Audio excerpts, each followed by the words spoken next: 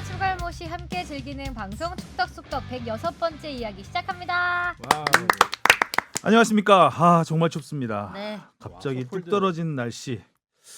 분위기라도 좀 띄워봐야 될 텐데 하성룡 기자가 또 나와 있죠? 더 추워졌어요? 출연만으로도 죄송합니다. 시작부터. 자, 아시아 사과를 챔피언스리그에서 울산이 결승에 진출했습니다. 네. 반면에 대한의 건하볼 수원은 정말 잘 싸웠는데 맞아요. 8강에서 아쉽게 대화를 마감했습니다. 오늘은 젖잘싸 수원의 핵 김민우 선수와 전화 인터뷰 준비를 했습니다. 사실 이 자리에 초대를 하려고 했는데 지금 자가격리 중이라서 아이고야. 전화로 초대를 하는 것으로 했습니다. 안녕하십니까. 주영민입니다. 안녕하세요. 주시은입니다. 안녕하세요, 박진영입니다. 안녕하세요, 하성룡입니다. 아니 주바편은 뭐 이렇게 웃어요? 주인형이 배에서 꼬르륵? 소리가 너무 크게 나서 안 들렸을 거예요. 점심 안 먹었어요? 아니, 아니, 먹었는데 요새 장이 좀 안 좋아졌나? 이게 소원해나 봐요. 소화가 잘 안 돼. 오히려 안 돼서 그런데 TMI 넣네요. 네. 점심과 함께 욕을 좀 먹으면 네. 포만감을 좀 느끼지 않을까. 아우, 아 웃기다. 요동치고 있습니다. 지난주에 다양한 댓글이 네. 올라와 있죠. 댓글과 함께 시작을 하겠습니다. 네, 템네이 씨가 김남일 선수의 인기는 어마어마했습니다. 심지어 김남일 본인이 아니라 팬클럽이 만든 책도 나왔었습니다. 저도 샀었어요. 그 책에선 김남일이라고 안 하고 NI라고 했습니다. 니 니 이렇게 읽어요? 니? 아니요 NI라고 NI 하죠. 맞죠? 저 니라고 읽어야 되는 줄. 어. 예를 들자면 미국전 사진 걸어놓고 밑에 NI의 깡은 이토록 어마어마했다. 그는 짐승 아니 야수였다. 이런 식이었죠. 항마력이 상당히 많이 필요했습니다. 항마력. 동물철권이야 네, 뭐야? 저도 당시엔 와 남일이 형 겁나 멋있어 이러긴 했지만 킹갓 충무공 엠퍼러 건하종신 찬양하려고 기사 좀 찾아봤는데 언론사들이 죄다 실수를 했더라고요. 사진은 없고 그냥 빈만 있어서 기사를 읽을 수가 없던데 눈이 너무 건하볼. 부셔. 참 아주 재밌게 잘 쓰시네요. 잘- 항마력이 부족하다고 하셨다고 하는데 되게 넘치시는 걸로. 좋았습니다. 네.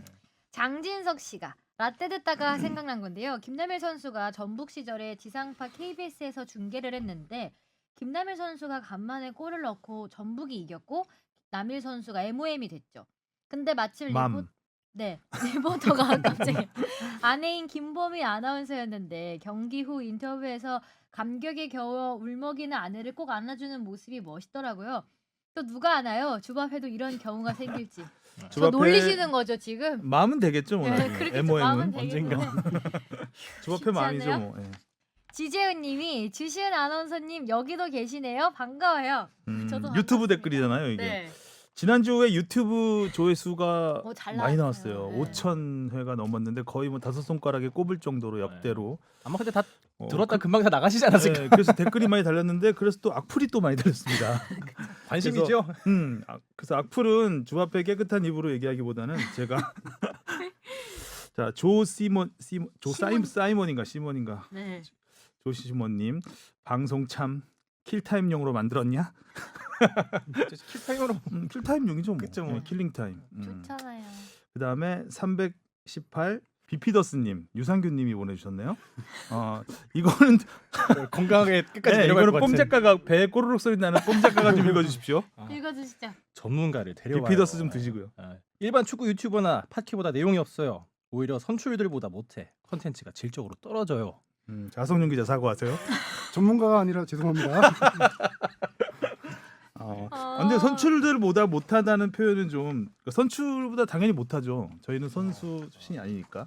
그리고 뭐 아까 하성룡 기자가 저희 맨 앞에 하는 축덕과 추갈못에서 축덕을 빼자고 네. 추갈못이 함께 추갈못이 함께 추갈못만 하는 함께 네. 하는 노력해야죠. 그리고 일단 뭐 저희가 유튜브 향이 아니기 때문에 사실 뭐 유튜브를 위해서 따로 준비한 건 없잖아요. 화면도 네, 좀 그쵸. 떨어지고 자막도 없다 보니까 아마 이렇게 좀 돌아다니는 영상으로 보시다가 조금은 지루하셨을 수도 있을 것 같아요. 영상이 그냥 서 있잖아요, 저희는. 네. 알겠습니다. 뭐 악플도 환영하겠습니다. 무플보다는 나은 거 아니겠어요? 그렇죠. 네, 댓글 많이 달아주세요. 네, 악플은 제가 읽으면 되니까요. 자, 그래서 라떼로 들어가죠. 네. 축덕다방에. 주문하신 라떼 나왔습니다. 네, 신태영 감독님 네. 목소리를 들어봤는데 어떤 주문이 들어와 있죠? 원팀 리더십 책 보유자님이 보내주셨는데요. 신태용 감독이 성남 감독이던 시절에 했던 레슬링복 세리머니에 대해 라떼 요청합니다. 그때 신태용 감독님이 레슬링복을 입고 요상한 춤을 추지를 않나 심건호 선수가 당시 성남의 상징 음료인 맥코를 신태용 감독에게 뿌리지 않나 시각적 효과는 지금 생각해도 하나하나가 모두 충격 그 자체였습니다. 그 세레머니가 나온 배경과 이유 그리고 당시에 알려지지 않은 비하인드가 있다면 알려주세요. 저 이거 영상 찾아보고 왔어요. 웃겼죠. 깜짝 놀랐어요. 요상하죠? 네, 깜짝 놀랐어요. 네. 컬처 쇼크를 많이 신태용 받으셨더라고요. 감독이 아니면 소화하기 어려운 의상과 춤과 춤사위가 아. 남다르시더라고요. 그러니까요. 그게 람바다 춤이었죠? 네. 아, 그 종목이 있었어요. 음악도 나왔잖아요 좀 전에. 아. 그 인트로 음악에서. 어디 때는 2009년. 당시 김학범 감독의 후임으로 김학범 감독이 사임을 하고 신태용 감독 대행이었습니다. 당시 대행 첫 해였는데 관중을 모으기 위해서 홈에서 첫 승을 거두면 누드 퍼포먼스를 제외한 어떤 세리머니도 하겠다고 선언을 하셨습니다. 세다. 그래서 구단이 팬들을 상대로 세리머니 당시 공모도 공모도 했다고요. 했었죠. 아. 그리고 공모에서 여러 이야기 뭐 썰로 많이 전해진 거는 진짜 뭐 그 맥콜 1.5리터 원샷 원샷. 이런 일이 있었고 여러 아이디어들이 용트름이 나왔어요. 나왔겠네. 자, 4월 8일 아니죠. 3월 14일이었군요. 홈 개막전이 0대0 무승부. 당시 라돈치치가 페널티킥을 실축을 했죠. 쭉 날려버렸죠. 예, 이게 모란시장 대폭발 슛이라고. 이게 아마 계속 날아갔으면 날아가는 각도가 이제 경기장을 넘어서 모란시장 쪽으로. 상인분들 깜짝 놀라실 예. 거예요. 모란시장 대폭발슛 너무 웃기다. 예전에 대표팀 경기 때 후지산 대폭발슛. 그쵸, 후지산 신칸센 뭐 탈선슛 뭐 이런 거 있고. 그 옛날에 화질 안 좋을 때 M군으로 막 알싸에서 보던 시절이. 그래서 개막전을 0대0 무승부로 끝나고 그다음에 이제 4월 8일 피스컵 인천전도 1대1 무승부. 당시에 이제 심건호 씨가 그러니까 이게 하성룡 기자가 해준 말인데 형 이거 꼭 해야 돼요 그랬다면서요. 이거를 저도 나중에 찾아본 건데 이제 구단 관계자가 뭐 관련해서 이제 그 당시 상황을 좀 회상하면서 했던 얘기 중에 이런 얘기가 있다고 하더라고요. 그러니까 뭔가 심건호 선수와 함께 세리머니를 준비하고 있었던 거예요. 기획을 하고 예, 있었구나. 그래서 심건호 선수가 큰 그림을. 꼭 이렇게 해야 되냐 그랬더니 신태용 감독이 이길 때까지 기다려라고 얘기를 했다고 합니다. 그리고 그 다음 경기 세 번째 홈 경기였죠. 4월 11일. 4월 11일이면 쌀쌀하잖아요. 아직은. 춥죠. 쌀쌀하죠. 눈도 옵니다 이때. 눈 온 건 아니고요. 세리머니 할 때. 자, 성남이 포항을 3대 1로 꺾고 시즌 홈 첫 승을 거두자 서포터스석 앞으로 이동한 뒤 옷과 구두를 벗습니다. 누드 퍼포먼스 빼고 그리고 하겠다고 바지에 벨트를 이 아재들은 혁대라고 하는데 혁대를 푸는 순간 이제 빨간 레슬링복이 나왔다 그래요. 그 안에서 입고 있었던 짜잔. 바지. 나오는 아까 순간 이제 보니까. 관중석에서 이제 환호성이 막 쏟아졌죠. 이게 아마 그 전 두 번의 홈 경기도 계속 입고 있었던 거겠죠? 그러니까 제가 나중에 저 언제 얘기했지 모르니까. 그러니까요. 그러네. 저도 늘 기사로 준비돼 찾아봤는데 당시 이제 기억이 잘 안 나서 기사를 뒤져봤는데 하프타임 때 갈아입었다고 해요. 이제 처음에는 그냥 양복만 입고 나오고 하프타임에 그 안에 레슬링복 입고 나오냐고 선수들보다 늦게 나왔다는 얘기도 있고. 선수들한테 지령 하나 그러니까 더 3대 내리기 1로 바쁠 텐데. 이겼는데 이때 전반이 1대 1이었거든요. 그러니까 어떻게 될지 이기고 있는 상황이 아니었기 때문에 그 전 두 경기도 전 무승부였잖아요. 음, 입고 있었을 것이다. 그 추측은 해볼 수 있을 것 같습니다. 너무 웃기다. 이제 양복 속에 빨간 레슬링복을 이제 드러내면서 람바다 춤을 췄죠. 람바다 음악과 함께. 현역 시절에도 골 세레머니로 그걸 음. 많이 했었어요. 그리고 이제 선수들이 맥콜 음료를 뿌리고 그리고 갑자기 말의 탈을 쓴 한 명이 오더니 신태용 감독과 빠떼로 자세를 취하고 성남 유니폼을 입고 성남 유니폼을 입고 그래서 그 말타를 벗으니까 이게 심건호 신건호 선수였습니다. 그래서 신건호 선수와 함께 그 팬들 앞에서 신건호 선수의 무등을 타고 환호했던 아주 추억이 잊을 수 없는 추억을 만들었던 신태용 감독이었습니다. 당시에 그 아마 2006년이었던 걸로 기억을 하는데 이만수 SK 수석 코치가 프로야구 그때 아마 공약을 했죠. 홈 관중이 10,000원이 되면 매진되면 다 알몸 차면은- 세레모니를 하겠다. 해가지고 이제 팬티만 입고 경기장을 돌았어요 한 바퀴. 근데 그 또 팬티가 엉덩이 엉덩이는 모형 엉덩이 같은 모형 게또 엉덩이가 있는. 붙은. 네. 음. 당시 그런 게 좀 유행했었던 것 같아요. 말탈도 아까 그랬고. 그때 그 보시면 김성근 감독의 표정이 쟤 뭐 하는 애냐, 쟤 왜 저러냐는 눈빛 레이저 장난 아니시죠. 그래도 뭐 인터뷰에서는 팬들을 위해서 음. 코치가 그런 거는 어쨌든 대단하게 생각한다라고 얘기를 했었는데 아마 이때 이만수 코치의 그런 그 공약을 보고 좀 영감을 얻지 않았을까. 그래서 어쨌든 관중 끄는 데는 성공을 했고 화제도 많이 됐었고요. 지금까지도 뭐 회자가 되고 있으니까요. 사실 신태용 감독 대행이 2009년에 처음 맡았을 때는 모기업 1화가 원래 지원을 많이 했던 그 1화였는데 이때부터 지원을 줄이기 시작합니다. 그래서 저희가 팀이 좀 안 좋은 상황에서 맡았어요. 예. 그래서 신태용 감독 대행이 처음 시작할 때는 그 해에 이동국 선수와 김상식 선수가 전북으로 트레이드 되던 해예요. 그러니까 주 전력이 공수에서 빠진 상태에서 팀을 맡고 이제 빨리 첫 승을 해야 되겠다라는 그런 뭔가 동기부여가 필요했을 수도 있고요. 아무튼 신태용 감독은 감독 대행 첫 해 전반기에는 좀 부진해서 많이 욕을 먹었습니다. 하지만 후반에 반전을 이루면서 리그 4위로 정규리그 4위로 마쳤고 챔피언 그 플레이오프에 가서는 결승까지 진출해서 결국 준우승으로. 당시 이제 그 홈 첫승 공약 관련해서 신고 선수랑 되게 그 신태용 감독이랑 친해요. 같은 동양이기도 하고 또 아니, 신고 선수라 그런 줄 알았어 지금. 심건호 선수. 심건호 선수. 네. 그래서 첫 경기부터 다 왔다고 해요 신건호 선수가. 네, 계속 지키고 하다가 세 번째 경기 좀 왔을 때 나중에는 결국 신건호 선수가 이게 좀 하기 싫어서 성남이 안 이겼으면 좋겠다라고 그 정도까지 얘기를 했다라는 기억이 나고요. 당시 그 신건호 선수랑 친했던 게 그 스포츠인들의 봉사단체 모임이 하나 있어요. 그 같은 봉사단체 하면서 친해졌는데 그래도 레슬링이 다행이지 않았을까. 그 봉사단체에 황영조 선수도 있었거든요. 마라톤을 했으면 마라톤을 할 수 있는 레슬링복이 더 민망할 수도 있을 것 같긴 해. 워낙 쫙 달라붙어서. 신태용 감독이 이제 패셔니스타잖아요. 네. 기본적으로 옷을 굉장히 잘 입었어요. 선수 시절에도 잘 입었고 굉장히 그 외모에 신경을 많이 쓰는 옷에도 신경을 많이 쓰는데 완전 대단한 반전이었죠. 그 월드컵 대표팀 감독 시절에는 레브와 비교되기도 했었죠. 그렇죠. 독일 축구 대표팀 와이셔츠. 감독하고 정장 흰색 와이셔츠. 그러니까 몸매가 좋잖아요. 일단 군살이 별로 없고 젠틀한 양복 이미지 좀. 피트가 좀 굉장히 좋은 감독이었죠. 근데 신태용 레슬링 핏도 괜찮았어요. 네, 괜찮았던 것 같아요. 춤이 좀 라인이 그래서 그랬지. 그래서 신태용 감독은 이렇게 공약을 잘하는 감독 중에 한 명이었는데요. 그래서 2016년도에는 그 당시 이제 리오 올림픽 대표팀 리오 올림픽 축구 대표팀 감독이었는데 2016년 카타르에서 아시아 23세 이하 챔피언십이 열립니다. 거기서 이미 4강 진출하면서 그 티켓은 올림픽 티켓은 따놓은 상황이었고 결승에서 한일전이 열리는데 미리 공약을 합니다. 한복을 입고 시상대에 서겠다 우승하면은. 네. 근데 당시 제가 현장에 그때 있었거든요. 2대0으로 앞서고 있다가 3대2로 역전패한 그 경기. 네. 그 이후로 신태용 감독은 이제 공약을 절대 하지 않겠다 선언을 했고 러시아 월드컵을 앞두고 우리 그때 주영민 선배랑 저랑 같이 이제 우리 회사에서 같이 인터뷰를 했었는데 당시 그 선수들이 감독에게 질문을 던지면은 답변하는 코너가 있었어요. 거기서 김진수 선수가 레슬링 세레모니 관련해서 질문을 했더니 답변이 돌아온 게 그 이후로 정말 힘들었다. 그래서 왜? 자기는 이제 죽을 때까지 공약을 하지 않겠다. 어차피 그 이렇게 짤이 인터넷에 돌아다니니까요. 네네. 민망하셨나 봐. 그리고 공약을 해서 힘들었잖아요. 되게. 알겠습니다. 라떼 들어봤고요. 네.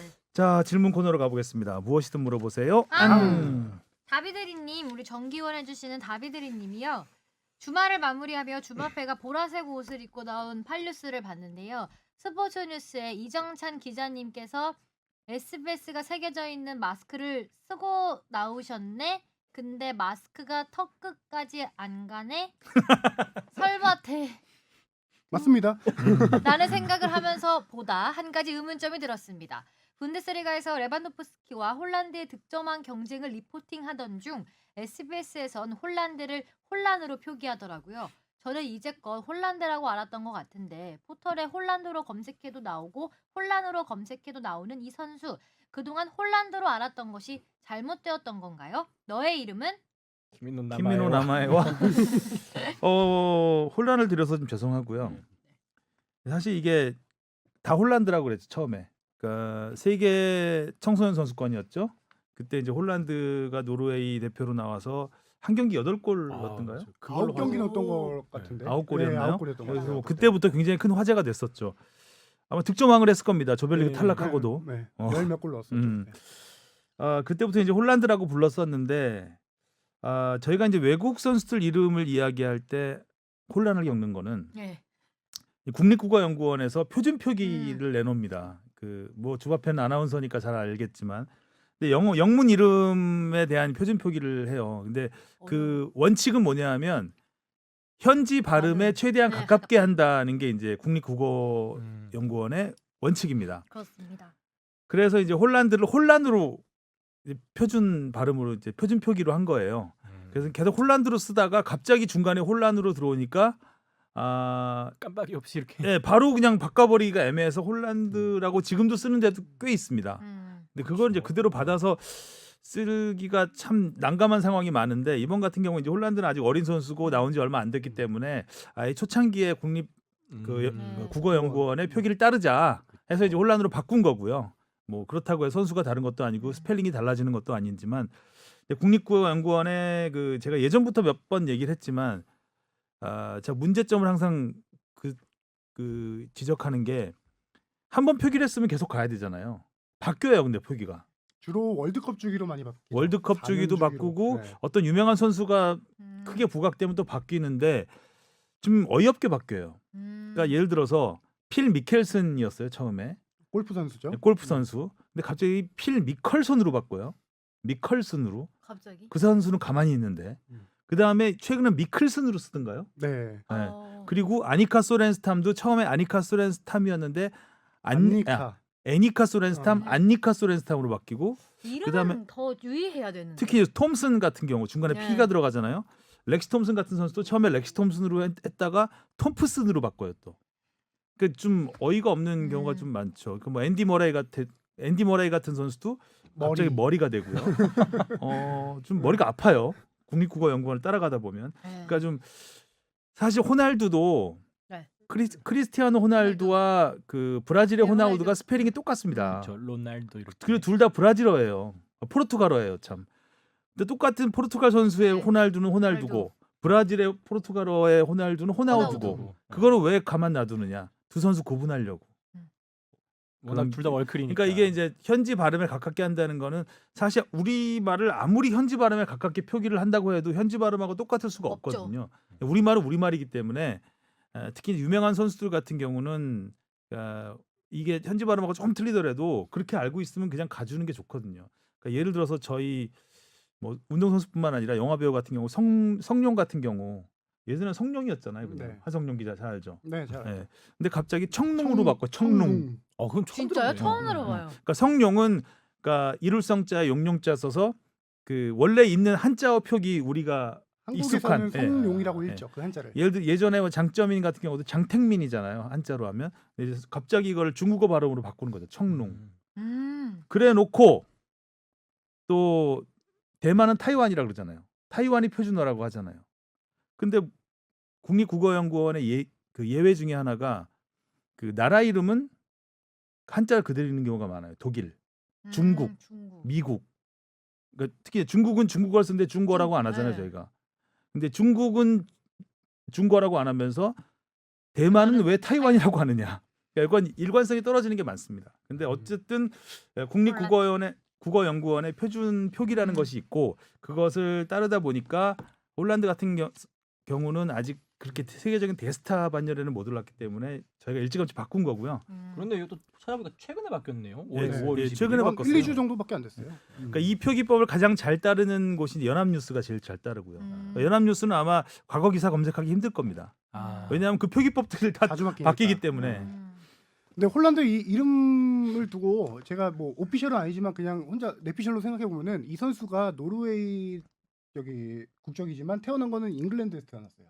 아버지가 프리미어리그 선수 시절에 잉글랜드 활약하던 시절에 태어났고 이름 영문 스페셜을 쓰면은 영국 발음과 할란드입니다. 노르웨이 발음이 틀리잖아요. 그래서 어렸을 때부터도 아마 이름 발음을 두고 좀 영국에서 발음하던 거랑 다르지 않았을까 그런 생각도 들고 D가 아마 묵음이 되지 않을까라는 생각도 드네요. 노르웨이어에서.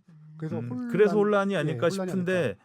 그러니까 뭐 현지 중계라든가 들어보면 할란드에 할란드. 좀 더 가깝죠. 할란드에 좀 더 가까운 것 같습니다. 그러니까 정답은 없다. 없다. 예, 정답은 없고 우리는 현지 발음을 도저히 우리가 그대로 표기할 수는 없다. 나중에 또 국민연구원에서 한란으로 바꾸진 않겠지. 우려스럽네요. 아직도 기사 쓰면 헷갈리는 게 아구에로, 아게로, 아, 그런 아구에로요? 이름들이 너무 많아요. 아구에로 아괴로라고 한 적도 있고 네, 아구에로라고 아구에로. 한 적도 있어요. 드로그바, 드록바 네. 뭐 이런 것도 그렇죠. 저희 기사 쓰면서 막 헷갈려서 막 옛날 기사 찾아보고 막 그렇게 하죠. 그리고 웃긴 게 그러니까 디에고 마라도나라고 하잖아요. 그 네. 표준 표기는 디에고 마라도나예요. 근데 샌디에고는 샌디에이고가 표준 스페링은 아 똑같거든요. 그러네. 예. 샌디에고라고 에이고, 예전에 하다가 네. 샌디에이고라고 한 10몇 년 전쯤에 네, 바뀌었거든요. 샌디에이고라고 하잖아요. 예. 근데 디에이고 마라도나라고 안 하잖아요. 그렇죠. 디에고 이제 마라도나. 그런 것들이 굉장히 많습니다. 기사 쓰다 보면 어려워. 잘 새겨서 들으시면 될 것 같아요. 원어로 보십시오. 예. 네. 다음 질문입니다. 원팀 리더십 책 보유자님이 보내주셨는데요.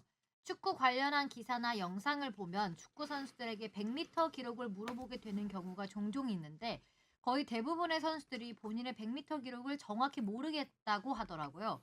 근데 선수 출신이 아닌 일반인의 경우에도 중고등학교 때 100m 기록을 측정하기도 해서 거의 본인 100m 기록이 얼마인지 알고 있잖아요.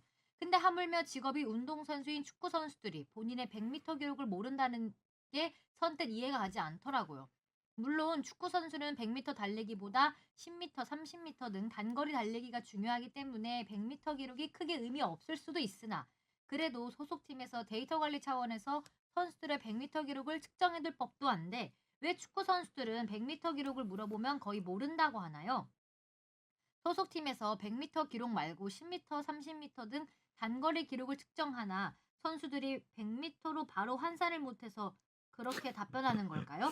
아니면 다른 팀 선수들에게 내 정확한 스피드에 관한 정보를 주고 싶지 않아서 일부러 모른다고 하는 건가요? 궁금합니다. 일단 저 복수의 구단에 알아봤더니 100m 기록은 뭐 동계훈련 때도 재지 않는다고 해요. 그렇죠. 어, 의미가 크게 없죠. 의미가 사실 없죠. 축구에서. 네.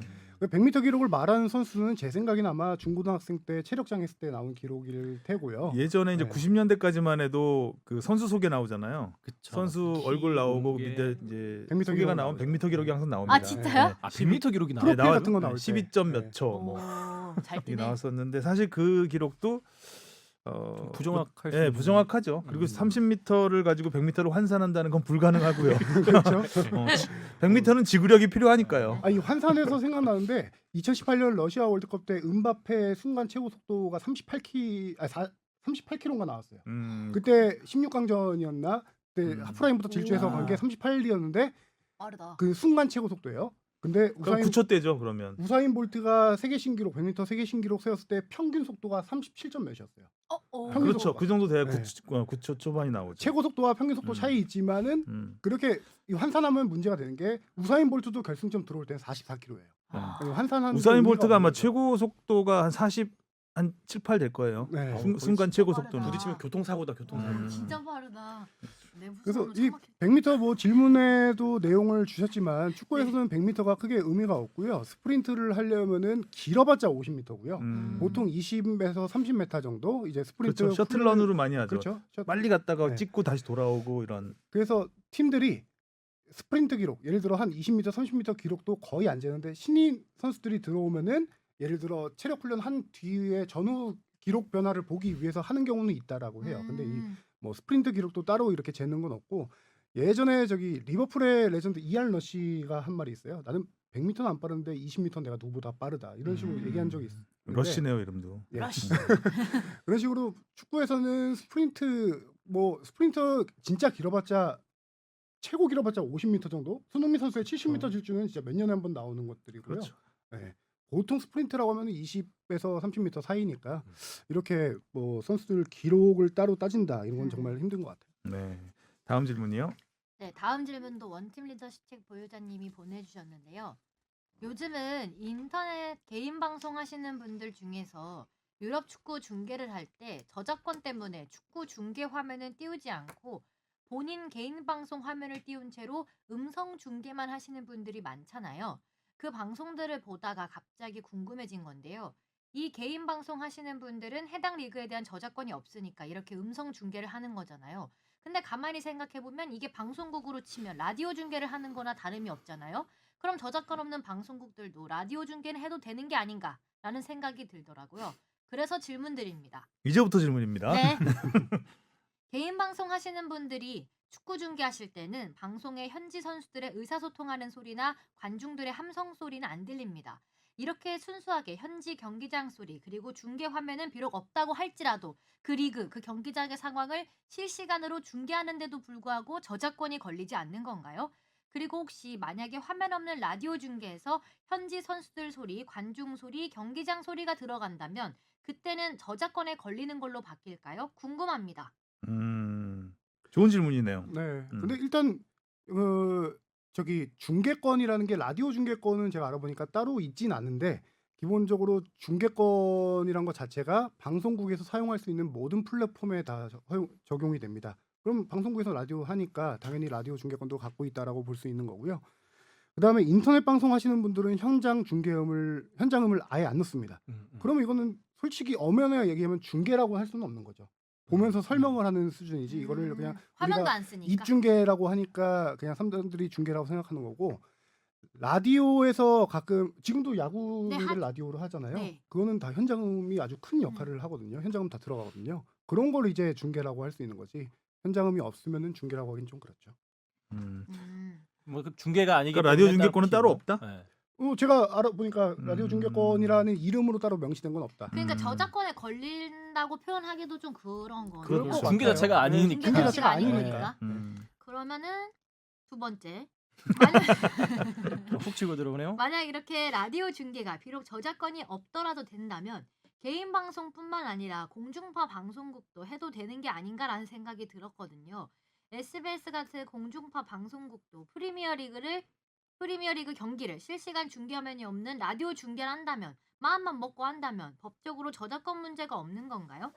그리고 방송국 차원에서 SBS가 비록 저작권이 없으니 이런 음성 라디오 중계를 생각해보자 이런 생각을 해본 적이 있으실까요? 궁금합니다. 있습니까? 우리 관할이 아니라서 뭐 정확히 모르겠지만 그냥 저기 의견을 살짝 물어보니 이런 말해도 되지만 모양 빠진다. 아, 네. 그렇죠. 네. TV 네. 중계가 기본이죠. 스포츠는.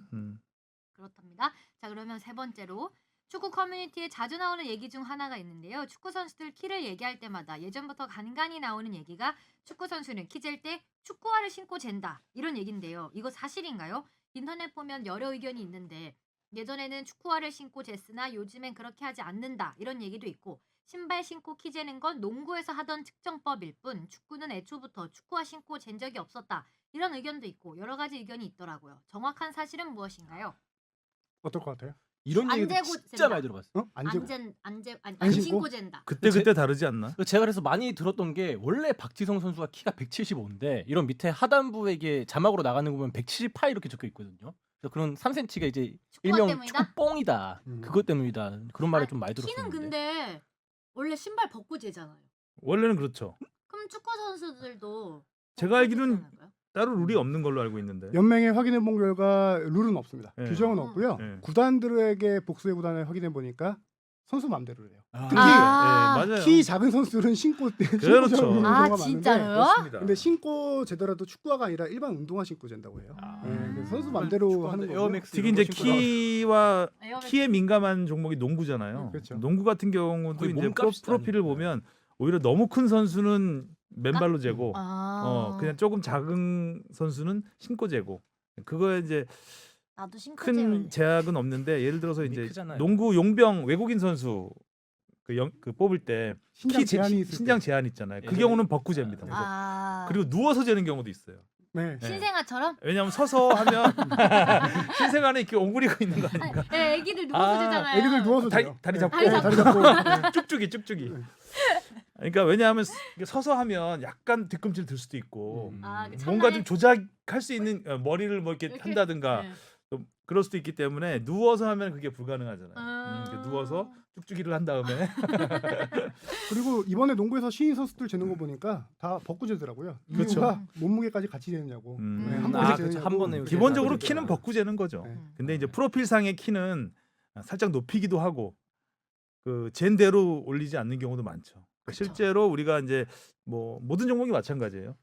그러니까 프로필상으로 170으로 돼 있는데 아무리 봐도 170cm가 그러니까 네, 170은 약간 기준인 것 같아요. 170이라고 말하시는 분들은 다 한 67, 아, 68이죠. 네. 다 올려서 말씀하시기 때문에. 네, 그래서 이제 정확한 기준은 없다. 없다. 이따가 김민우 선수한테 물어볼까요? 그래 좋아요. 김민우 선수가 김민우 170 선수는 170은 때 안 될 것 같은데. 초반 정도 축구화 된다고. 신고 재셨어요? 이렇게 물어봐.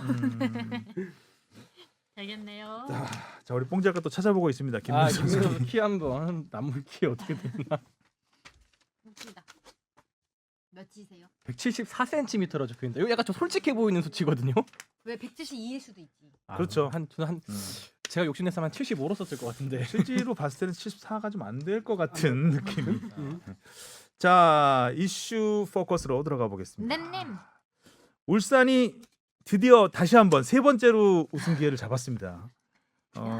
과연 준우승 트래블이 될 것이냐 사상 초유의. 아, 네. 하지만 울산의 지금 기세는 뭐 좋죠. 정상으로 올라가기에 뭐 손색이 없습니다. 네. 울산이 지금 9경기에서 21골을 넣었어요. 와. 거기다 실점은 6실점. 그 공수 밸런스가 아주 완벽한 팀이라는 건데 참가 팀 중에 유일하게 무패입니다.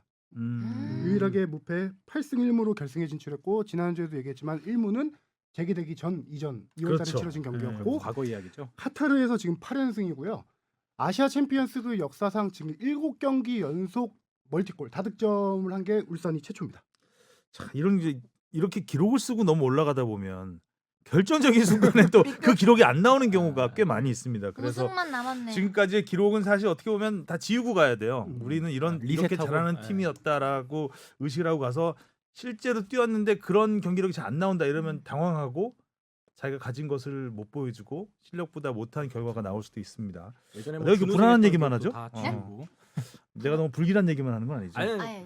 울산 요새 다 이기고. 왜냐하면 이제 있으니까. 울산이 지금까지 보여준 게 있기 때문에 조심스럽게 접근을 해야 된다 결승전에. 그 보여준 걸 정확히 자세히 얘기하면은 김동훈 감독 부임 이후 준우승 4차례죠.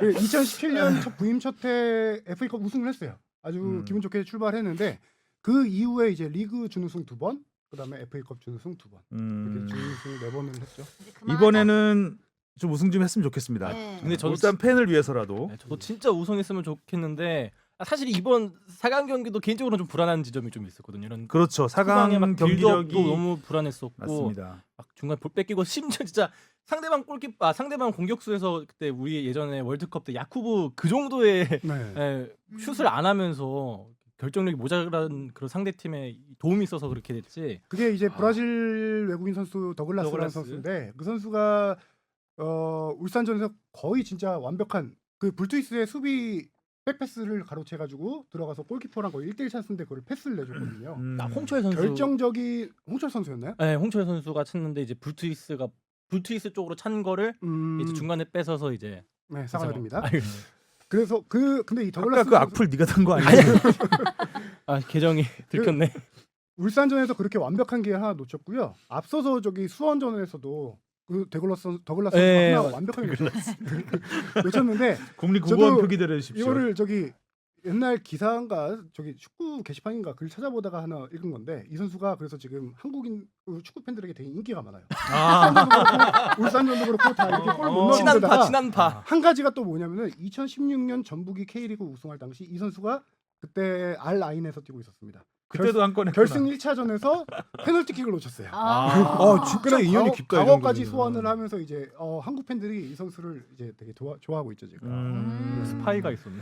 그리고 아까 저기 뽕 작가가 불안하다고 얘기했는데 사실 징크스가 있었어요. K리그 팀들이 4강에서 한일전에서 이긴 적이 없었어요. 한 번도. 뭐 2번밖에 안 되는데 2007년에 수원이 있었고 2007년에 성남인가 그리고 한 2번 정도 ACL 4강에서 다쳤거든요. 최초로 K리그 팀이 이번에 이겼습니다. 그런데 또 이제 그 빗셀 고베가 수원하고 승부차기까지 네. 갔잖아요. 네. 굉장히 체력을 소진한 상태에서 왔기 때문에 그런 걸 좀 감안해 보면 더더욱 울산이 힘든 경기를 했다라고 볼 수 있습니다. 초반에 전반에 2골 정도 김민성 선수가 완벽한 찬스를 놓친 게 있어요. 네. 특히 두 번째 1대1 찬스 너무 아쉬워. 그렇죠. 그 오른쪽 골대 살짝 빗나간 거 네. 그런데 그 골을 넣어줬으면 조금 오히려 다득점으로 쉽게 갈 수 있지 않았을까라는 생각했는데 놓치면서 약간 분위기가 넘어간 것도 있어요. 또 비셀고베 골키퍼가 워낙 또 잘 막았죠. 네, 네. 거의 마지막에 그런 그 페널티킥을 내주는 실수를 해서 그렇지 그 전에는 음. 진짜 막 거의 들어가는 공을 낚아챌 정도로 막아버렸으니까. 여러 가지 분위기상으로 울산이 굉장히 어려운 상황이 있었는데 그래도 비디오 판독으로 골을 챙기고. 네. 이 경기는 비디오 판독이 승패를 갈랐다라고도 볼 수 있을 것 같아요. MM이네. 왜냐면은 마음이에요? 비디오 판독으로 1대0 앞선 상황에서 비셀고베의 두 번째 골이 들어갔는데 그 전에 한 10초 전에 일어났던 반칙 상황을 비디오 판독으로 돌려서 그거를 골을 취소시켰고 그거 갖고 지금 일본 팬들이 난리가 네티즌들이, 났었고 아. 이거 승부조작이다 이런 식으로 좀 난리가 났었고요. 왜냐면은 일본은 지금 J리그에서 비디오 판독을 하지 않고 있습니다. 아. K리그는 팬들은 비디오 판독에 되게 익숙해요. 이미 아, 2017년부터 그럼 일본 팬들 입장에서는 좀 저게 그렇죠. 뭐야 이럴 수 있겠네요. 그럴 수 있죠. J리그 같은 경우는 2019년에 시범으로 16경기 정도 운영을 했고 원래 올해 하려고 했었는데 코로나 때문에 지금 못했어요. 그래서 내년에 도입할 예정으로 알고 있는데 일본이 의외로 익숙하지 이런 그 않으니까. 첨단 어렵다. 문물 도입에 굉장히 좀 느려요. 그러니까 아, 근데 코로나 바이러스 아날로그- 초창기만 지금은 좀 바뀌었는데 코로나 바이러스 한 중반까지만 해도 그 팩스로 주고 받았대요. 그 발생 대면 안 현황을 한다고. 메일로 안 하고 그러니까 메일이나 이런 그 SNS 이런 걸로 활용하는 맞아요. 거에 대해서 굉장히 좀 인색하다고 해야 되나요? 거기 아직도 문화가 도장 문화라고. 네, 사인 안 하고. 카드 잘안 맞아요. 도장으로 쓰고. 받는다고 하더라고. 그러니까 의외로 아시아에서는 가장 먼저 역사적으로 보면 선진문물을 받아들인 나라인데 또 이렇게 인터넷 활용하는 부분은 굉장히 느립니다. 인터넷 뱅킹도 안 할 걸요? 음. 모바일 뱅킹도 안 할 걸요? 그렇다고 뭐 VAR까지 안 하는 거는 키미노 나마와 VAR 얘기하면은 비온 존슨 골도 VAR로 네, 그렇죠. 옵사이드가 아닌 걸로 선언돼서 했고 또 앞서 베이징 고안하고 8강전을 할 때도 비디오 판독에 영향을 받았죠. 김민재 선수의 핸드볼이 처음에는 코너킥 선언됐었거든요. 근데 비디오 판독으로 주니어의 오버헤드킥이 김민재 선수 팔에 맞고 그렇죠. 나갔다라고 해서 비디오 판독. 음. 8강전부터 비디오 판독을 적용해요. ACL은. 아. 네. 아무튼 뭐 울산이 실력적으로도 많은 걸 보여줬고 운도 좀 따라줬고 이렇게 해서 이제 결승에 올라가서 페르세폴리스 이란의 페르세폴리스를 만나게 됩니다. 김동훈 감독이 진짜 계약이 끝나잖아요 이번에. 네, 올해 계약 계약 끝나서 우승을 하면은 계속 가는 거 아니냐라는 얘기도 있었는데 스스로 마지막 경기라고 이제 얘기를 했습니다. 유종의 미를 진짜. 그래서 제발 유종의 미를 좀 거뒀으면 좋겠는데 페르세폴리스는 어떤 팀인가요? 지금 이란에서 4년 경찰팀 아니죠? 페르세폴리스. 제가 지금 이란 리그에서 4년 연속 우승한 팀이고요. 현재 한 8위 리그 현재는 8위예요. 8위인데 이유가 있어요. 2승 2무로 무패 행진 중인데 경기를 다른 팀보다 2경기를 못했어요. 아. 승점이 떨어지는구나. 최근에 코로나 확산으로 인해서 2경기 못했고 오히려 이게 좀 문제가 될 수 있는 게 지금 마지막 경기를 치른 게 11월 30일 정도 됐거든요. 네. 그 이후에 2경기가 이제 취소된 거예요 코로나로. 그래서 지금 3주 쉬웠네. 가까이 경기를 못 뛰고 지금 결승전에 임해야 되는 거라서 일장일단이 있겠죠. 체력적으로 많이 충전이 됐을 수가 있겠고 반대로 경기 경기 감각? 감각이 많이 떨어졌을 수가 있겠고 또 문제는 이 척추 라인이 거의 다 빠집니다.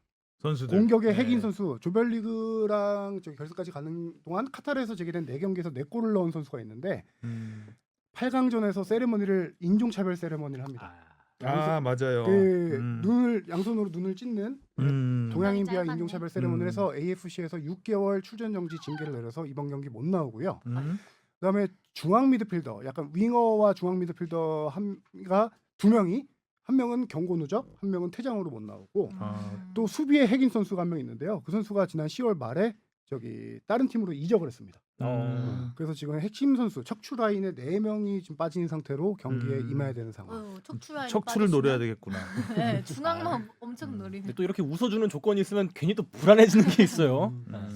이런 거 오히려 그러니까요. 더 신경 안 쓰고 원래 하던 플레이를 하는 게 그리고 좋지 사실 이제 않을까. 뭐 다른 종목도 마찬가지지만 특히 축구는 그 경기 감각이 되게 중요하거든요. 좀 체력 네. 같은 그럼요. 것도 그렇고. 이거는 조직력으로 이제 움직이는 거기 때문에 개인 기량이 더 중시되는 스포츠 같은 경우는 경기 감각이라는 건 혼자서 이제 그 조율하면 되는데 팀으로 움직이는 경기는 호흡이 맞아야 되니까. 경기를 이제 주기적으로 해줘야 상승세를 계속 이어갈 수 있는 거기 때문에 지난번에 K리그 2 K리그 2 플레이오프에서도 수원 FC가 네. 그렇게 잘하다가 맞아. 결국 그 경기 자체만 보면은 밀린 거잖아요. 네. 페르세폴리스 팀도 경기 뛰면서 이렇게 결승전이라는 마음가짐이 크게 안 들 것 같아요. 너무 오랜만에 경기하니까 뭔가 이벤트 매치라고 느껴질 수도 있을 것 같고. 그래도 일단 중동에서 하기 때문에 아무래도 좀 더 우린 오래 됐잖아요. 지금 거기 체류한 지가 네. 좀 어느 정도 그 오래 체류하는 것만으로도 좀 지칠 수 있죠. 지치죠. 음식 예. 같은 거나 뭐. 그나마 한명 다행인 같은데. 거는 그래도 울산이 일주일 가까이 좀 휴식이 그렇죠. 6일 5일 정도 휴식일이 음. 있고 지금 결장하는 선수가 한 명도 없어요. 울산 다행인데. 아. 거기다가 제가 조금 어색하긴 한데 김동원 감독의 용병수를 조금 얘기해 보면은 좀 마지막 경기라고 하셨으니까 뒤늦게 지금 김 감독의 용병술이 좀 주목받고 있는 게 저기 지금 20골 중에서 교체 투입된 선수들이 10골 넣었어요. 오. 이거는 뭐 감독의 용병술이라고 볼 수 있겠죠. 음. 그 교체를 통해서 득점으로 역전한 경기가 이 중에 3경기고요. 그다음에 교체 선수가 결승골을 만든 경기가 2경기. 오.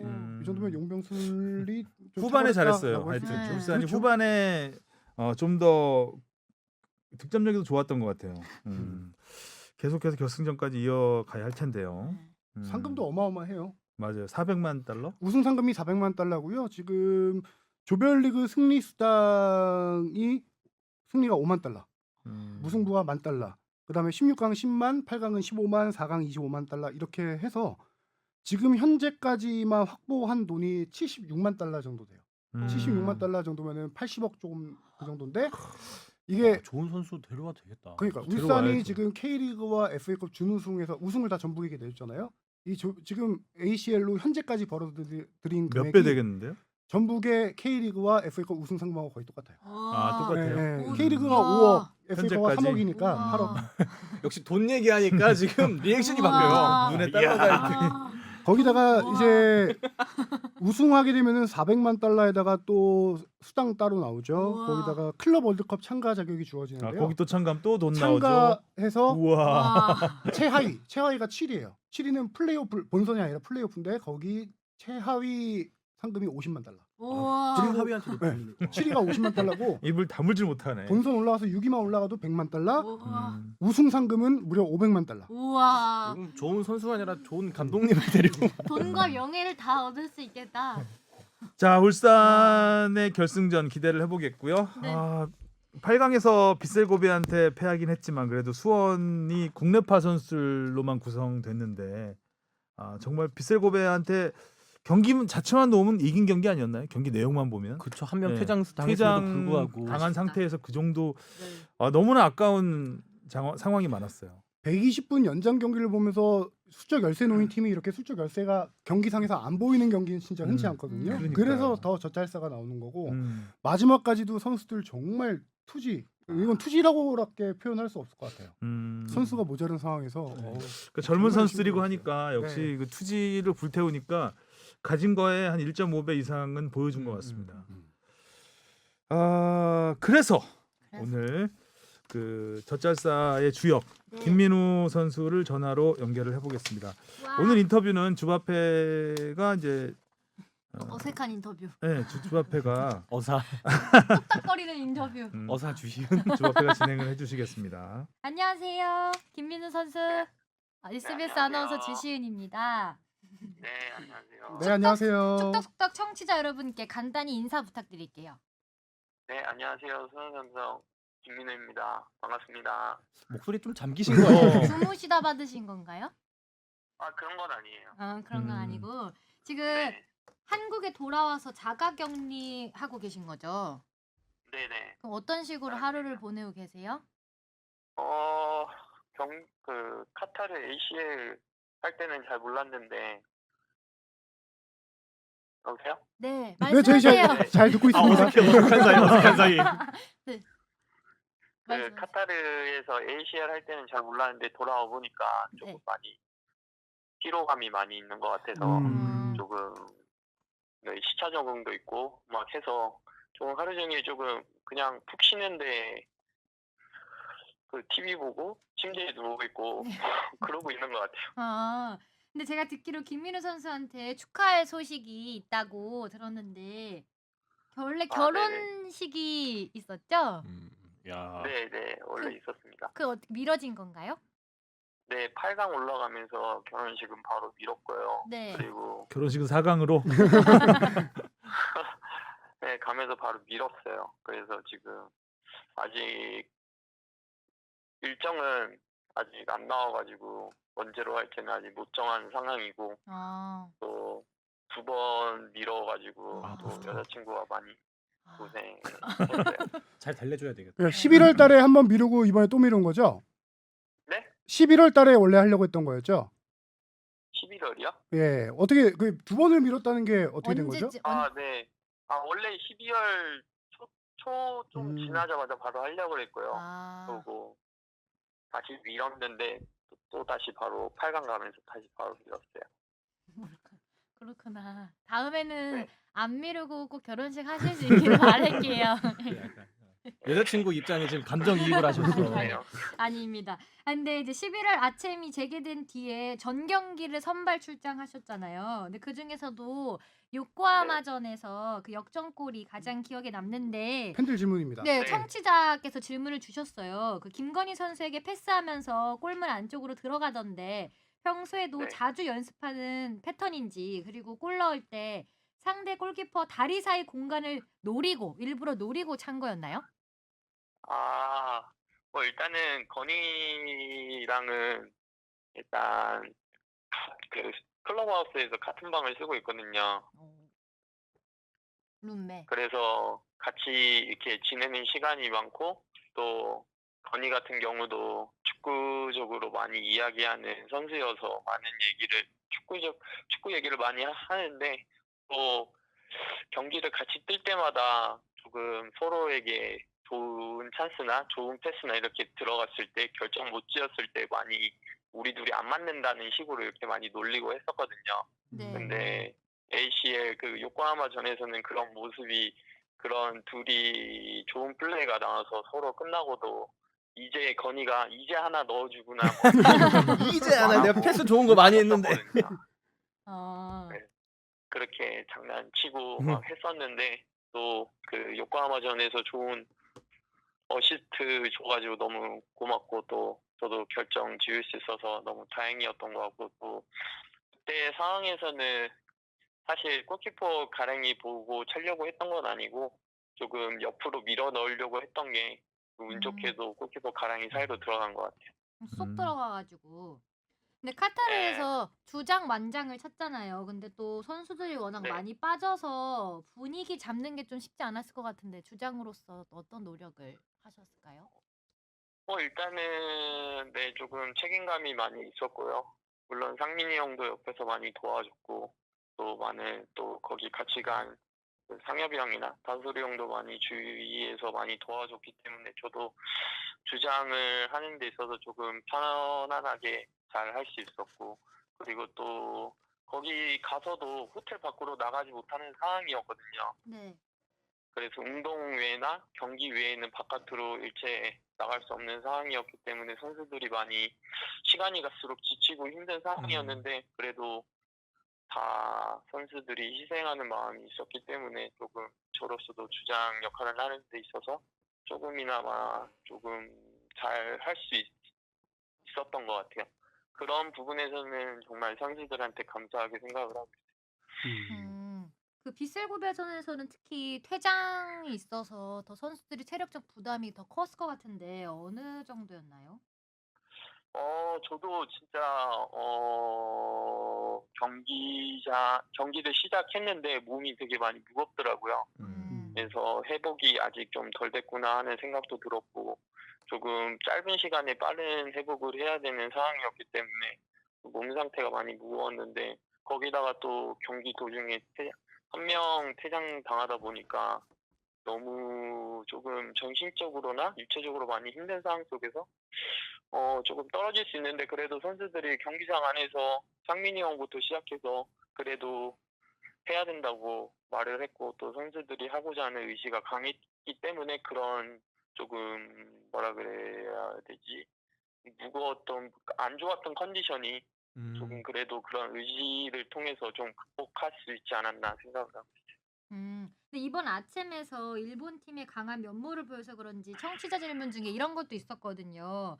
김민우 네. 선수는 J리그 사간도스에서 프로 선수를 시작한 걸로 알고 있는데 J리그와 네. K리그 팀들의 경기 스타일이나 문화는 좀 다른가요?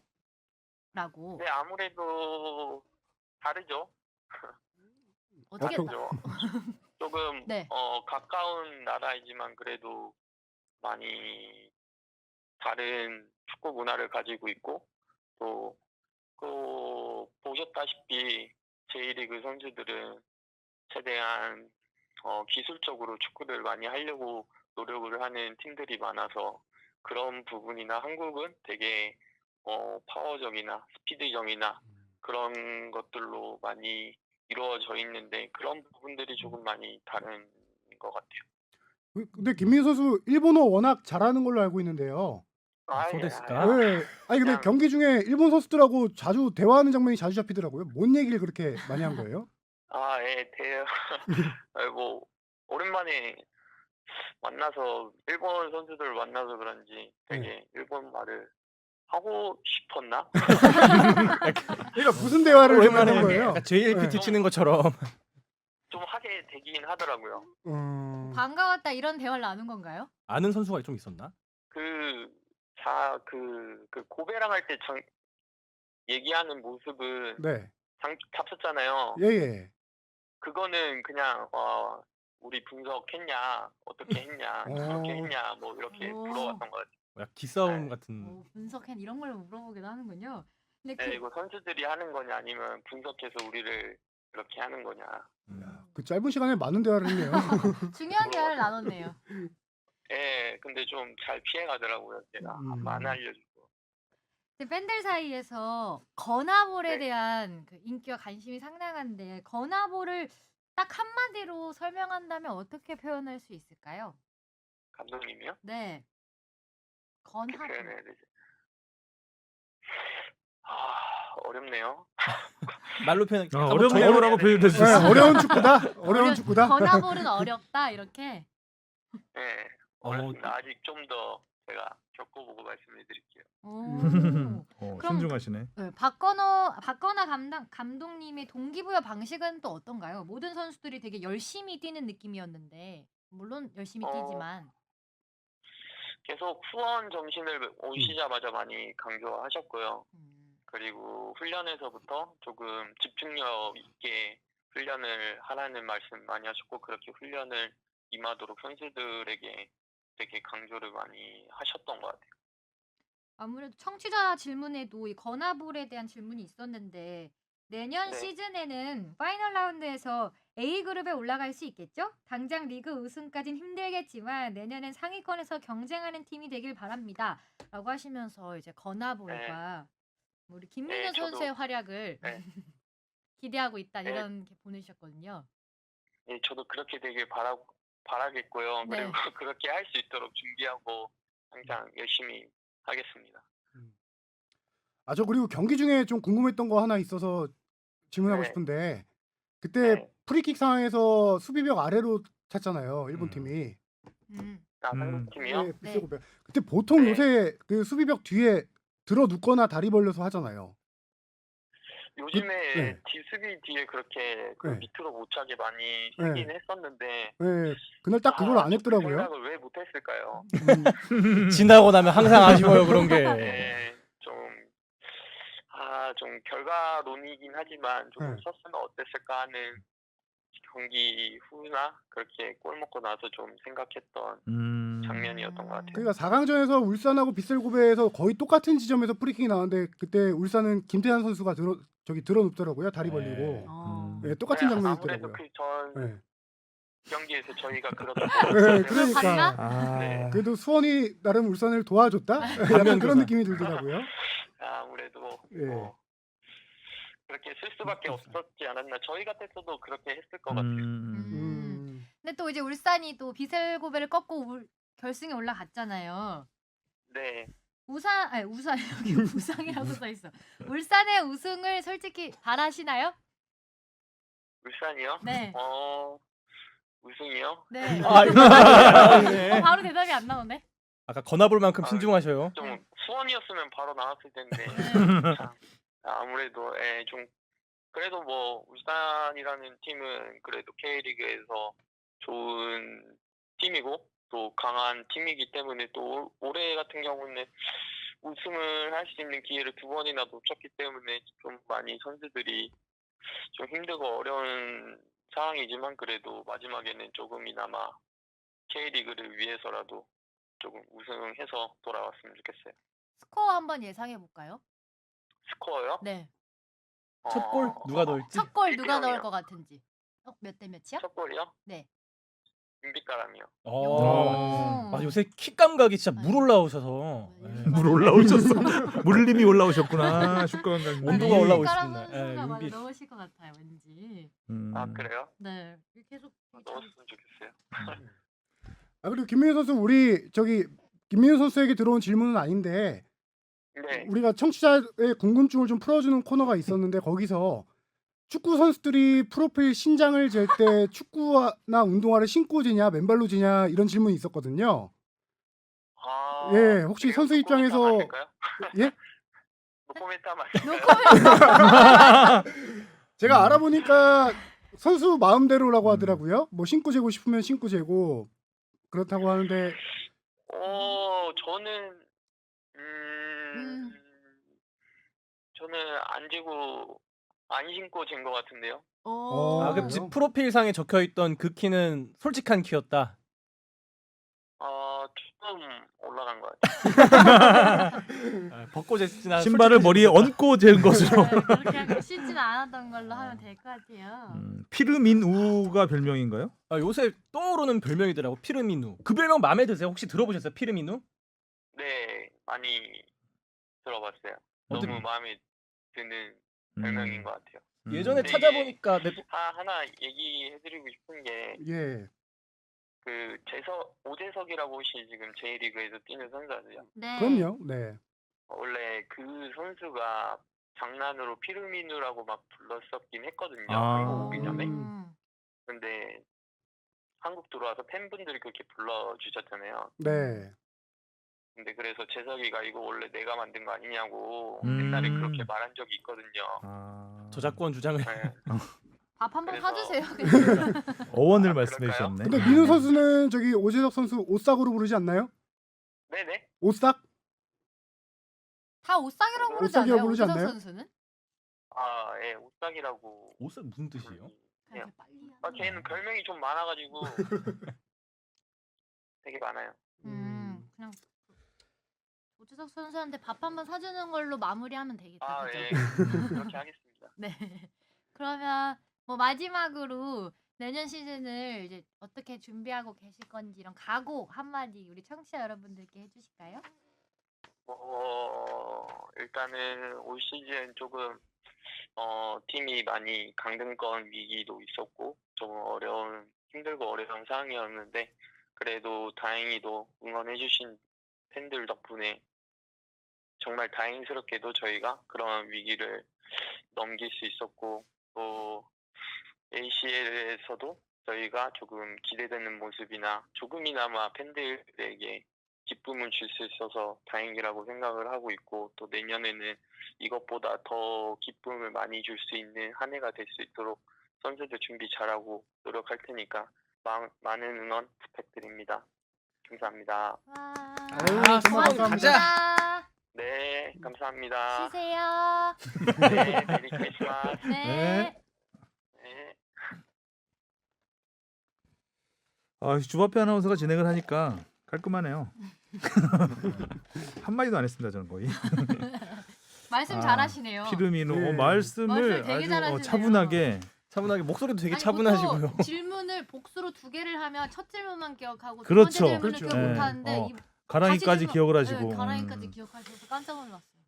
목소리가 잠긴 거는 체력적으로 그만큼 힘들었다는 그렇죠. 걸 보여주는 것 같아요. 정경기에 거의 뭐 풀타임 뛰셨으니까. 지금 잠기는 게 이제 그 잠자서 잠긴 게 아니라 또 힘들어서 시차 적응도 어. 아직 좀 덜 되신 것 같고. 아까 저랑 따로 통화할 때는 안 그러던데. 뭐지? 연습 많이 했나? 주 하나랑 어색한 사이여서. 그죠. 아니, 근데 힘들죠. 진짜 3일에 한 경기씩 거의 한 달 가까이 치르고 왔으니까. 또 김민우 선수가 뛰는 자리가 워낙 많이 뛰어야 되는 자리고 공백이 있는 자리마다 거기 또 메꿨으니까요. 특히 이번에는 ACL 가서는 거의 최전방 공격수로 많이 뛰었고요. 정말 활동량 진짜 많이 피루미노처럼. 뛰었죠. 네. 다음 시즌에 기대를 해보겠습니다. 다음 시즌 또 이제 유부남으로. 그쵸. 유부남이겠죠. 그렇겠죠. 그때까지 미루진 않겠죠. 그 전에 결혼하셔야죠. 네, 결혼 네. 축하드리고요. 자, 손흥민 선수 이야기로 넘어가겠습니다. 빠질 수가 없죠. 공격 포인트 20개 달성. 이야. 17경기인가요? 19경기. 19경기에 네. 공격 포인트 20개를 벌써 달성을 했습니다. 오. 13골에 7개의 도움. 이번에도 해리 케인의 골을 넣었어요. 신기해요. 둘이 무슨 사이야? 그러니까 물론 해리 그렇고 케인이 그런 잘 사이. 넣었죠. 그렇죠. 네. 해리 케인이 뭐 잘 찾고 헤네켄 늘 잘 차요. 손흥민도 아 그래요? 네, 잘- 아, 몰랐어 난 추가를 못이라. 근데 지금 해리 케인과 손흥민의 이 콤비네이션은 한국 언론만 주목하는 게 아니라요. 모두가 지금 거의 영국 언론에서도 많이 이 부분에서 많이 나오고 있는데 심지어 저기 BBC 라디오에서는 해리 케인과 인터뷰에서 도대체 어떤 관계냐라는 질문까지도 했더라고요. 역시. 네. 아, 그 애니메이션도 나왔잖아요. 네, 해리 애니메이션도 케인하고 있어요. 항상 둘이서 영화 보고 집에서 놀고 뭐 이런. 배경음악이 저스트 투 오브 어스. 저스트 투어 버스. 뭐 결혼식 미룬데 여기 아니에요? 그때 좋은 노래 깔았네. 해리 케인의 답변이 저스트 프렌즈라고 했던 것 같아요. 아. 저스트 투어 버스의 제일 마지막 가사가 You and I 이거거든요. 그러니까 흥 and I. 아 그러니까 요새는 진짜 케인이 골 넣고 나중에 보면 손흥민이 어시스트했네. 뭐 손흥민이 골 넣고 나중에 보면 케인이 어시스트했네. 맞아. 이런 정도니까. 영혼의 단짝. 역대 프리미어리그 한 시즌의 골 합작 순위가 지금 2위입니다. 네. 1위가 앨런 시어러와 서턴 근데 한 골 차이예요. 13골이고요. 이게 1995년에 작성된 기록인데 와. 지금 손흥민 케인이 12골입니다. 중요한 거는 이건 한 시즌에 나왔던 게 13골이고요. 손흥민과 그렇죠. 케인은 리그 12경기에서 12골을 합작한 거예요. 네. 그렇죠. 시어라고 서턴은 한 시즌 예. 토탈이고 네. 엄청 지금, 크게 엄청난 뛰어넘을 거죠. 것 같은데. 그러니까요. 케인은 지금 10골이죠. 케인 9골이죠. 9골. 9골에 12도움인가요? 도움. 어쨌든 도움, 네. 지금 도움은 도움이 압도적인 일이고 일이죠. 네, 압도적. 득점까지 지금 지금 너무 리그에서 9골 넣고 있는데 실질적으로 시즌 전체로 치면 손흥민 선수보다 골 많이 넣고 있습니다. 진짜 케인도 케인이- 폼이 장난 아니게 올라. 득점왕과 도움왕을 동시에 차지한 건 전 메시 이후엔 본 적이 없는 것 같은데 그렇죠. 허허허허. 대단한 기록을 이어가고 있습니다. 이 정도면 20은 달성할 수 있을 것 그러니까 같아요. 20 홈런 그것도 아니고 캔턴이 코앞이니까 벌써. 네. 근데 이 손흥민 선수가 솔직히 어시스트 원터치 패스로 잘 주긴 했는데 케인의 슈팅이 워낙 무회전 킥으로 저 궤적 멋있다, 멋있다. 그 네. 골키퍼가 약간 옆방향 걸린 것도 있고 궤적을 제대로 파악하지 못해서 못 막은 수비가 약간 가려진 것도 네. 있고 손흥민이 뛰어갔잖아요. 주고 바로 세게 뛰어가니까 움찔한 것도 좀 있었던 것 같아요. 네. 그래서 지난주에 우리가 소개했던 그 익스펙티드 골이라고 XG라고 있잖아요. 이게 그 슈팅 거리 각도뿐만 아니라 수비 위치, 골키퍼 어떤 상황 이런 것까지 다 고려한 거였는데 케인 선수의 골이 지난번 손흥민 선수의 아스날전 골 2%보다 더 어려운 골이었다고. 오. 1%. 어, 더 가까워? 1%라고 1%? 나오더라고요. 거리상으로 뭔가 더 가까워 보였던 것 해리 같은데. 케인. 케인이 그게 케인이 이제 슛이. 아니 거리상으로는 더 멀었죠. 아, 케인이 그렇죠. 30m 정도였고 손흥민 음. 선수가 그때 20 한 5m 좀 안 됐었고요. 음. 근데 이게 그 거리와 각도에서 나오기 어렵다라기보다 여러 상황을 종합적으로 수비의 판단한 거겠죠. 위치 뭐 이런 것들을 봤을 골키퍼. 때 사실 골키퍼가 정면에 있는 상황이었기 때문에 더 어려워. 골이 될 확률은 맞아. 높지 않았죠. 음. 거기에 약간의 골키퍼의 실수도 좀 있어야 되고 여러 가지가 다 맞아 떨어진 골이었다. 잘 찼어. 별골이야. 아이타 골키퍼는 아. 그때 뭐 케인의 슛을 못 막은 게 조금 아쉬워서 그렇지 나머지는 진짜 후반전에 와, 세네 골 신들렸죠, 막았죠, 뭐. 거의. 아 예. 진짜 세 골은 막았죠. 솔직히 보면서 욕 나오더라고요. 저는. 아니 토트넘 좀 이겨야 다이어 되는데. 프리킥 막은 것도 그랬고 케인 헤딩 찬스도 음. 있었고 진짜 은돔벨레 슈팅 막은 것도 음. 초반에. 거의 또 스페인 선수더라고요. 저는 근데 솔직히 전혀 모르는 선수. 저도 몰랐어요. 이번에 이런 선수가 있었구나라는 생각 들 정도로 깜짝 놀랐습니다. 선방출을 크리스탈 같은 선수 역할을 했습니다. 이제 이 방송이 나가고 나면 이제 리버풀전이 끝나고 네. 손흥민 선수의 소식이 업데이트가 돼 있을 겁니다. 근데 저희는 하루 전에 녹음을 하기 때문에 20 공격 포인트까지만 말씀을 드렸고요. 유로파 대진이 나왔습니다. 32강 대진. 토트넘이 오스트리아의 볼프스베르거와 붙게 되죠. 오스트리아 분데스리가에서 7위. 뭐 음. 무난한 대진인데 또 16강에 가면 또 추첨을 하죠. 네, 그래서 음. 지금 뭐 토트넘이 대진운이 되게 좋다라고 봐야 되고요. 이번 유로파리그의 특징 중에 하나가 챔피언스리그보다 조금 주목받는 포인트 중에 하나가 유럽 5대 리그 1위 팀들이 다 유로파에서 5대 리그뿐만 아니라 15개 팀이 리그 1위라는데요. 15개 뽕 작가가 조사한 걸로 보면 유럽 5대 리그 포함해서 네. 그래서 별표를 쳐놨습니다. 그래서 유럽 와, 5대 이게 다 리그가 1위 지금 팀이야? 올 시즌 워낙 유럽 5대 리그가 이변이 많이 일어나고 있어서 1위 그렇죠. 팀들이 익숙하지 않은 팀들이 많아요. 지금 음. 프리미어리그 토트넘이 1위, 유로파리가 있죠. 우크라이나의 디나모 키예프, 스페인 레알 소시에다드, 그렇죠.